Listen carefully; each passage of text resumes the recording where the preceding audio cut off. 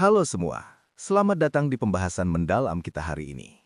Bayangkan sebuah pulau raksasa, 3 kali lebih besar dari Texas, yang selama berabad-abad hanya kita kenal sebagai hamparan es sunyi di ujung dunia.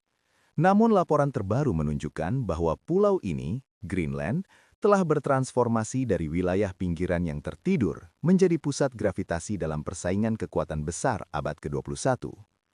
Transformasi ini mencapai titik didihnya pada awal tahun 2026, memicu krisis diplomatik yang hampir menyeret sekutu NATO ke dalam konflik serius.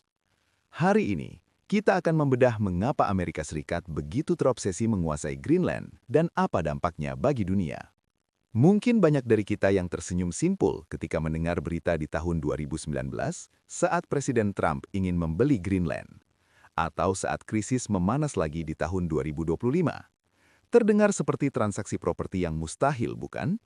Namun, dokumen analisis ini menegaskan bahwa minat Washington terhadap Greenland bukanlah impuls sesaat, melainkan obsesi strategis yang sudah berlangsung lebih dari 150 tahun. Mari kita lihat sejarahnya. Pada tahun 1867, tahun yang sama saat AS membeli Alaska, mereka sudah melirik Greenland karena lokasi strategisnya.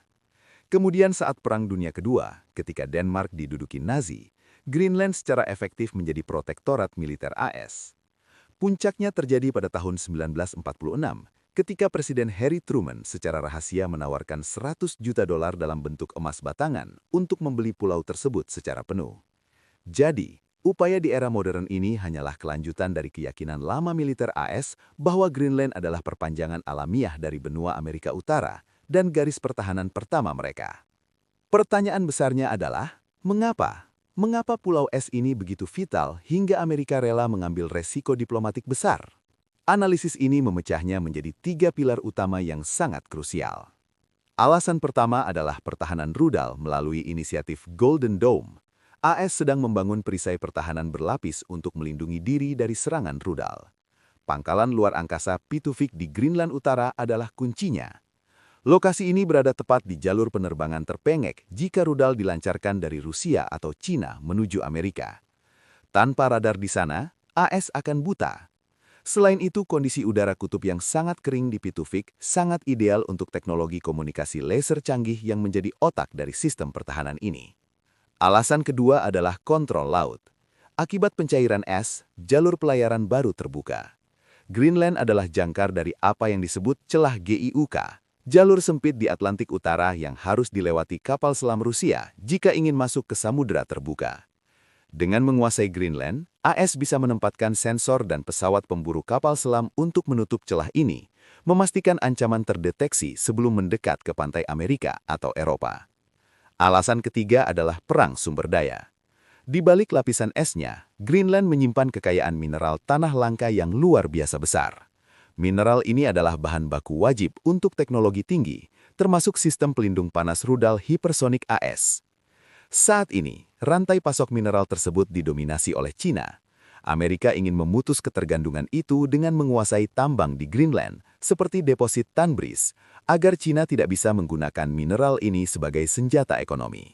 Krisis ini memuncak menjadi drama geopolitik yang intens pada Januari 2026. Laporan ini menggambarkan taktik tekanan tinggi yang digunakan Washington. Presiden Trump menghidupkan kembali interpretasi agresif doktrin Monroe, menegaskan bahwa tidak boleh ada kekuatan asing selain AS yang memiliki pengaruh di sana. Tekanan itu sangat nyata. AS sempat mengancam akan memberlakukan tarif ekonomi tinggi terhadap negara-negara Eropa sekutu Denmark jika status Greenland tidak dirundingkan. Bahkan sempat ada sinyal penggunaan kekuatan militer yang membuat NATO terguncang. Eropa merespons dengan menyiapkan instrumen anti-koersi, sebuah bazuka dagang untuk membalas sanksi ekonomi AS. Namun klimaksnya terjadi di Forum Ekonomi Dunia di Davos. Ketegangan mereda bukan karena AS mundur sepenuhnya, melainkan karena terjadi kompromi cerdas. Melalui sebuah kerangka kerja kesepakatan masa depan, AS membatalkan ancaman tarifnya, tetapi sebagai gantinya mendapatkan apa yang sebenarnya mereka cari. Akses militer yang lebih luas dan hak istimewa dalam sektor pertambangan strategis, tanpa perlu secara resmi membeli pulaunya. Lalu bagaimana dengan rakyat Greenland sendiri? Disinilah sisi kemanusiaan dari analisis ini menjadi sangat penting. Di balik percaturan para raksasa, Ada rakyat Inuit yang memiliki hak penentuan diri sendiri yang diakui internasional. Mayoritas rakyat Greenland menolak menjadi bagian dari Amerika Serikat karena alasan yang sangat mendasar, model kesejahteraan sosial. Saat ini, di bawah naungan Kerajaan Denmark, warga Greenland menikmati layanan kesehatan gratis dan pendidikan gratis hingga universitas. Mereka khawatir jika beralih ke tangan AS, sistem ini akan digantikan oleh model asuransi swasta yang mahal, yang bisa memarginalkan masyarakat berpendapatan rendah. Ada juga ketakutan besar mengenai dampak lingkungan. Ambisi AS untuk menambang mineral secara agresif berisiko merusak ekosistem Arktik yang rapuh, tempat masyarakat lokal menggantungkan hidup dan kultur mereka. Kesimpulannya, analisis ini menunjukkan sebuah paradoks kekuatan modern. Meskipun memiliki kekuatan militer dan ekonomi yang dahsyat, AS tidak bisa begitu saja membeli kedaulatan sebuah nangga di era sekarang. Namun dengan diplomasi koersif dan kesepakatan strategis di Davos, AS berhasil mencapai tujuannya secara substansial. Greenland sekarang telah terkunci rapat dalam arsitektur pertahanan Amerika. Bagi dunia, ini adalah penegasan bahwa Kutub Utara bukan lagi zona sunyi, melainkan garis depan konflik masa depan. Dan bagi rakyat Greenland, masa depan mereka sekarang berada di persimpangan jalan yang terjal antara identitas mereka dan ambisi hegemoni global. Terima kasih telah menyimak analisis narasi ini.